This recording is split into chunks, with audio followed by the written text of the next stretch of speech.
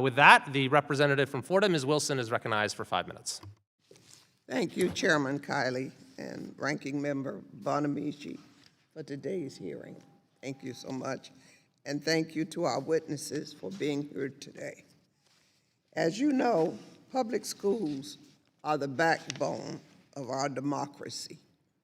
And as AI continues to be implemented in our education system, we must work in addressing its potential and worry about the disparities that come with its implementation. Clearly, education has some big challenges with AI, but this committee is missing the real crisis, the dismantling of the Department of Education. It's absurd to envision a bright future for our students when the Office of Education Technology, vital for AI oversight, has just been shut down.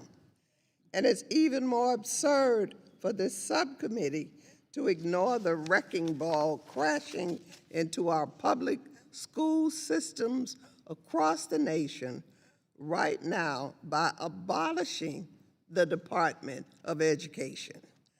This is like worrying about the ship's Wi-Fi access while the Titanic is sinking. With this, I have a few questions. Ms. Note, can AI work without human input?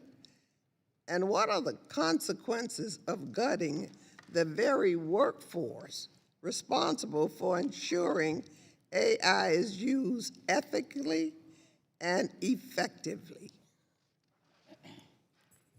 So can AI work without human input? No. And in fact, generative AI and artificial intelligence systems have to be trained on both our responses and the data that's being used. Now, let's just talk about what happens when we take away data that could be used to train these systems effectively alongside humans. Right now, we're seeing families lose access to information on the college and career scorecard, being able to make critical decisions about what's happening or what choices they make with the loss of IPEDS data, or the loss of EdFacts data, where if you're moving from one community to the other, not being able to know the quality of your schools or how to compare one school to the other. This vital support that is provided not just by the humans who are helping guide local districts and states, but also that are guiding families through the provision of open access data sets and knowledge is a critical role that if we lose, our families will be less informed, our students will be less prepared, and our educators will be left without the resources they need. Amen. Ms. Note, with the Office of Civil Rights being sidelined or weakened, how are students, particularly those from marginalized communities, supposed to ensure their rights are protected if AI tools amplify existing disparities? Because they will. I want to return to, I don't think an educator wants to harm a student, but they need to know about these tools. They need to know about the tools that are being used.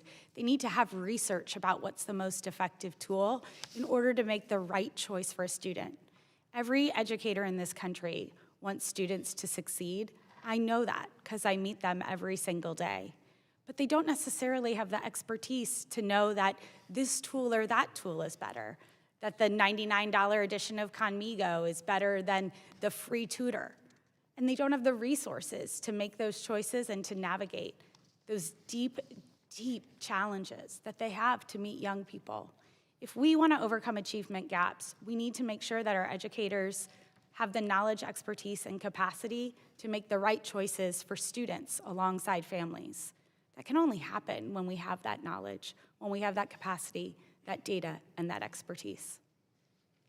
Ms. Note, how do we prevent AI from becoming just another tool that benefits already advantaged and leaves behind the same Black and brown students who have historically been underserved and who have no computers.